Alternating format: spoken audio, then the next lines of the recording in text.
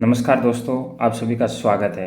I hope आप सभी अच्छे होंगे और दोस्तों आप सभी की तैयारी भी ठीक ठाक चल रही होगी। दोस्तों मैं महेंद्र कुमार आप सभी का स्वागत करता हूं इस चैनल पर। आज अपन दोस्तों इस वीडियो में बात करने वाले हैं AMRS फेज 2 के बारे में बात करने वाले। दोस्तों इस वीडियो में बात करेंगे कि जो टायर 1 का है वो रिजल्ट कब तक आने की पूरी संभावना है और टायर 2 दोस्तों कब होगा और कम्प्लीटली ज्वाइनिंग आपको कब दे दी जाएगी और टायर 2 एग्ज़ाम का पैटर्न क्या रहने वाला है और टायर 2 एग्ज़ाम के लिए हम कौन कौन सी बुकें पढ़ें उसके बारे में भी बात करेंगे और टायर 2 का क्या सिलेबस रहने वाला है दोस्तों। और सबसे ज़्यादा जो आ रहा है वो टायर 2 वाले कितने मार्क्स तक टायर 2 की आप तैयारी कर सकते हो। टीजीटी जो पीजीटी वाले AMRS है वो कितने मार्क्स तक आप टायर 2 की तैयारी स्टार्ट कर सकते हो। दूसरी चीज़, काफ़ी स्टूडेंटों का ये भी क्वेश्चन आ रहा है दोस्तों कि हमें यह भी बताइए कि पेपर में क्वालिफाई कितना करना है। जैसे लैंग्वेज कॉम्पिटेंसी के आफ्टर भी कितना % पेपर हमें क्वालिफाई करना है, इस बारे में आज ये वीडियो बहुत ही खास होने वाला है दोस्तों। तो सबसे पहले जो भी इस चैनल पर नए हैं उनको चैनल को सब्सक्राइब कर लेना है और दोस्तों शेयर भी करना है। तो दोस्तों बिना किसी देरी के अपन क्या करते हैं, इस वीडियो को स्टार्ट करते हैं। दोस्तों सबसे पहले अपन ये बात करने वाले हैं कि टायर 1 का रिजल्ट कब आने वाला है। दोस्तों आपने AMRS का टायर 1 का दे दिया है, आपकी प्रोविजनल आंसर की आ भी चुकी है। जिन्होंने ऑब्जेक्शन विंडो भी ओपन था और काफ़ी लोगों ने ऑब्जेक्शन भी किए हैं काफ़ी क्वेश्चनों पर, तो इसकी फाइनल आंसर की भी आने वाली है। अब अपन बात करने वाले हैं रिजल्ट की कि इसका कंप्लीटेड रिजल्ट कब तक आ जाएगा, क्योंकि काफ़ी स्टूडेंट परेशान हो रहे हैं कि सर रिजल्ट कब तक आएगा, हम टायर 2 की तैयारी करें या नहीं करें। इन सब चीज़ों को देखते हुए तो टायर 1 की अपन बात करें तो इसका रिजल्ट आपका 20 जनवरी से लेकर 31 जनवरी, इससे पहले पहले आने की पूरी संभावना है, क्योंकि ज़्यादा जो प्रबल संभावना है वो 20 जनवरी से स्टार्ट है। 20 जनवरी से 30 जनवरी के बीच में पहले भी आ सकता है, तो पूरी संभावना है रिजल्ट आ जाएगा। उसके बाद में बात करते हैं कि टायर 2 कब होगा। तो टायर 2 होने की जो संभावना है, जैसे ही आपका रिजल्ट आता है उसके दोस्तों 1 से 2 मंथ में क्या हो जाता है, एग्जाम करा लेती है CBSE। तो अपन ये मान के चलते हैं या तो फरवरी लास्ट में कंडक्ट करवाए, अगर फरवरी लास्ट में नहीं होता है तो दोस्तों ये मार्च में चले जाएगा। ठीक है, तो फरवरी लास्ट या मार्च में टायर 2 एग्जाम होने की संभावना है। अब फिर बात करते हैं कि ज्वाइनिंग कब तक दे दी जाएगी। दोस्तों जैसे आप टायर 2 एग्जाम देंगे उसका कंप्लीटेड रिजल्ट की बात करूं, मई तक उसका कंप्लीटेड रिजल्ट आ जाएगा। मई के बाद में आपको दोस्तों जून और जुलाई में कंप्लीटली ज्वाइनिंग दे दी जाएगी। क्यों दे दी जाएगी, क्योंकि दोस्तों AMRS में जून में नया सेशन स्टार्ट होता है। यहाँ 1 मई से जो वैकेशन स्टार्ट हो जाता है, थोड़ा सा हर स्कूल का 5 या 10 दिन का शेड्यूल अलग अलग है। किसी में 10 जून से स्टार्ट होती है, किसी में 5 जून से, अलग अलग रहता है। जैसे हम यहाँ कर्नाटक में है तो हमारे यहाँ 10 जून से स्कूलें स्टार्ट हो जाती है। तो जून से जुलाई के बीच में आपको कंप्लीटली ज्वाइनिंग दे दी जाएगी, क्योंकि यहाँ पे टीचरों की बहुत ज़्यादा की कमी चल रही है और उस कमी को पूरा करने के लिए उनको ऑब्वियसली ज्वाइनिंग देना ही पड़ेगा। अब बात करते हैं कि टायर 2 का एग्जाम पैटर्न क्या है। दोस्तों एग्जाम पैटर्न की बात करूँ, जो टायर 1 था ओनली क्वालिफाई नेचर का आपका, आप टायर 1 क्लियर करेंगे वो फाइनल मेरिट में आपके मार्क्स नहीं जुड़ेंगे। आपका जो पूरा रोल है वो टायर 2 पे। टायर 2 में दोस्तों आपके 40 जो क्वेश्चन है MCQ आएंगे, 1 क्वेश्चन 1 मार्क्स का आएगा, टोटल आपके 40 क्वेश्चन आएंगे, 40 मार्क्स हो गए। उसके बाद में दोस्तों आपके 15 क्वेश्चन यानी 15 क्वेश्चन आएंगे आपके, ये डिस्क्रिप्टिव बेस आएंगे जिसमें आपको लिखना पड़ेगा लॉन्ग आंसर, और 1 क्वेश्चन दोस्तों आपके 4 मार्क्स का होगा, यानी कि 60 मार्क्स का आपका डिस्क्रिप्टिव है और 40 मार्क्स का आपका कौन सा है दोस्तों, ऑब्जेक्टिव है, यानी कि MCQ क्वेश्चन है। अब दोस्तों इसकी आपको आंसर की प्रैक्टिस भी करनी पड़ेगी, क्योंकि आपको अगर 4 मार्क्स का लिखना है, 4 मार्क्स का अपन ये मान के चलते हैं 10 से आपको 15 सेंटेंस लिखने हैं। अब आप 10 से 15 सेंटेंस लिखने का मतलब है कितने शब्द लिख सकते हो दोस्तों, एक सेंटेंस में मान के चले 10 से 12 शब्द होते हैं, 10 से 12 वर्ड होते हैं, यानी कि आपको कम से कम भी 120 से लेकर अधिकतम आप 180 वर्ड तो आपको लिखना ही है। जितना आप अच्छी तरीके से लिखेंगे, प्रेजेंटेशन आपका अच्छा होगा, उतने आप अच्छे मार्क्स लेकर आएंगे। अब दोस्तों काफ़ी स्टूडेंट का ये भी है कि इसका सिलेबस क्या है। दोस्तों इसका जो सिलेबस है मैंने टेलीग्राम पे डाल दिया गया है, आप वहाँ पे टेलीग्राम ज्वाइन करके अपनी अपनी सब्जेक्ट का सिलेबस देख सकते हो, डाउनलोड कर सकते हो और सिलेबस के अकॉर्डिंग अपनी तैयारी स्टार्ट कर सकते हो। अब सबसे ज़्यादा कन्फ्यूजन ये चल रहा है सर हम कौन सी बुक से पढ़ें। दोस्तों AMRS में मैं बात करूँ, AMRS में जो TGT वाले हैं PGT वाले हैं, इनका जो सिलेबस है वो बहुत ही एक लिमिटेड और सीमित सिलेबस है और दोस्तों आपकी जो एनसीईआरटी बुक में उसमें पूरा सिलेबस आपको मिल जाएगा। अगर आप देखने की कोशिश करोगे जैसे पीजीटी वाले हैं तो जो भी 11वीं 12वीं का जो दोस्तों जो सिलेबस है, जो बुकें हैं, वो उनमें डिट्टो चैप्टर दे रखे हैं। अगर आपने देखने की कोशिश की होगी तो ज़रूर आपको वो चैप्टर मिल जाएंगे। तो आप एनसीईआरटी का सहारा ले सकते हैं। कोई भी स्टैंडर्ड बुक ले लो आप एक, और पीवाईक्यू लगाओ और प्रैक्टिस बुक ले आओ आप। प्रैक्टिस बुक्स और प्रीवियस ईयर के जो मॉडल पेपर है वो ले लो आप। इसकी एक ही एग्जाम हुई है 2023 की, तो उसका आप मॉडल पेपर हल करो कि कैसे क्वेश्चन पूछे गए हैं एमसीक्यू। बट आपका एक क्वेश्चन यह आ रहा है, सर ये जो टायर 2 है ये डिस्क्रिप्टिव बेस है, अभी ये पहली बार हो रहा है, तो इसकी तैयारी हम कैसे करें। इसकी तैयारी करने के लिए बेस्ट ऑप्शन है आप एनसीईआरटी का सहारा ले, क्योंकि उसमें पूरे प्रैक्टिकल क्वेश्चन है, पूरे लॉन्ग मेथड है, और इसमें भी लॉन्ग मेथड पूछा जाएगा। तो उसमें आप ये देखो, जो 6 मार्क्स वाले जो क्वेश्चन है, 4 मार्क्स वाले क्वेश्चन है, उन क्वेश्चनों को आप कवर करने की कोशिश करो। तो आप जब बुक ओपन करके देखोगे आपको सब कुछ मिलेगा। देखो आपको आगे एक कदम बढ़ाना है, जब आप खुद ट्राई करोगे, प्रयास करोगे, तो सब कुछ मिलेगा बुक में। लेकिन आपको खुद मेहनत करनी पड़ेगी, अपना सिलेबस ढूंढना पड़ेगा, सिलेबस का अकॉर्डिंग आपको अपना टॉपिक देखना पड़ेगा, कौन सा टॉपिक आपको तैयार करना है। एक स्टैंडर्ड बुक ले आना आप, और आपको एक प्रैक्टिस बुक ले आनी है। इसके अलावा क्या करना है दोस्तों, आपको अपने सेल्फ नोट्स भी बनाने, जो आपका वीक पॉइंट है उसके आप खुद भी क्या कर सकते हो, सेल्फ नोट्स बना सकते हो। अब सबसे ज़्यादा क्यूरीज ये चल रही है कि सर हम कितने मार्क्स तक टायर 2 की तैयारी करें, क्योंकि अभी तक रिजल्ट आया नहीं, काफ़ी जो स्टूडेंट है वो कंफ्यूज चल रहे हैं। तो इस बात का भी मैं आपको थोड़ा सा एक अंदाज़ा दे देता हूँ।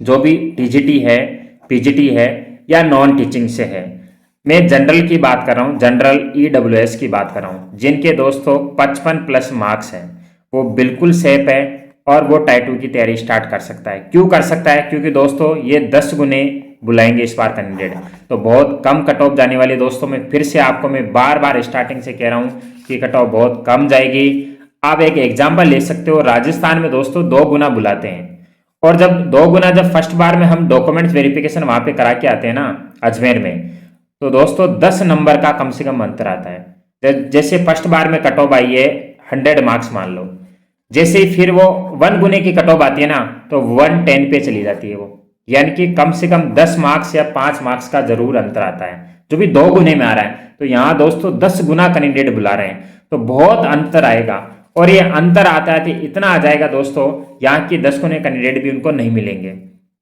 अब दोस्तों कुछ कुछ वैकेंसियां, कुछ कुछ पोस्ट ऐसी है वहां पे जो पेपर क्वालिफाई कर रहा है वो भी दोस्तों टायर 2 की एग्जाम देगा। तो दोस्तों आपकी जो मेन रोल है वो टायर 2 ही है। अब आप में से काफी स्टूडेंट ये पूछेंगे सर क्वालिफाई पेपर कितना % है, तो मैं आपको ये भी बात बता देता हूं, जो UR EWS OBC है, जिनके 30% पेपर में बन रहे हैं, लैंग्वेज कॉम्पिटेंसी आफ्टर 30%, वो उनका पेपर क्वालिफाई है। और जो SC ST वाले हैं 25% पेपर में, यानी कि आपके 100 का पेपर है, 100 में अगर आपके 30% बन रहे हैं, यानी कि आपके 30 मार्क्स आ रहे हैं, तो UR EWS OBC उनका पेपर क्वालिफाई है। और जो SC ST है उनके 25% मार्क्स आ रहे हैं पेपर के, जैसे आपका 100 का है तो 25 मार्क्स आ रहे हैं, तो आपका पेपर क्वालिफाई। आई होप आपको क्वालिफाई को लेकर भी ये डाउट क्लियर हो गया होगा। तो दोस्तों आपको टायर 2 की क्या कर देनी चाहिए, तैयारी स्टार्ट कर देनी चाहिए, क्योंकि दोस्तों आपके पास टाइम बहुत ही कम रहेगा। अब काफी स्टूडेंट ये कंफ्यूज हो रहे हैं कि हम KVS की करें, NVS की करें। भाई KVS का भी टायर 1 कंप्लीट हो गया, NVS का भी टायर 1 कंप्लीट हो गया। अब आपको क्या करना है, टायर 2 की तैयारी करनी है। KVS में भी सब्जेक्ट रिलेटेड पूछा जाएगा, AMRS में सब्जेक्ट रिलेटेड पूछा जाएगा। आप किसकी भी तैयारी करो, क्योंकि KVS और AMRS NVS का इनका जो सिलेबस है वो दोस्तों सिमिलर है। तो सिमिलर आप टायर 2 की तैयारी स्टार्ट कर दो। कई बच्चों के AMRS में ज्यादा मार्क्स बन रहे हैं, KVS में कम बन रहे हैं, कई के KVS में ज्यादा बन रहे हैं, AMRS में कम बन रहे हैं। इससे कोई फर्क नहीं पड़ता, क्योंकि आप तैयारी एक ही आपकी तैयारी करो। आपको जिसमें हो रहा है दोनों में से एक में तो आपका किसी ना किसी में होगा, तो वहां आप एग्जाम अटेंड कर लेना। तो और कभी कभी क्या होगा, आपका दोनों में भी हो सकता है, तो आप दोनों एग्जाम दो, जो आपको बेस्ट लगे वो आप चूज कर सकते हो। इसलिए आपको घबराना नहीं। और दोस्तों मैं एक बात ये और बता दूं आपको, अभी से आपको लग जाना है, आपको 6 से 7 घंटे का दोस्तों कम से कम टाइम टेबल बनाना है, कि आप 6 से 7 घंटे टाइम टेबल बनाओ। और आपको सबसे पहले थ्योरी प्रैक्टिकली ये पढ़ना है, 2-3 घंटे आपको आराम से पढ़ना है।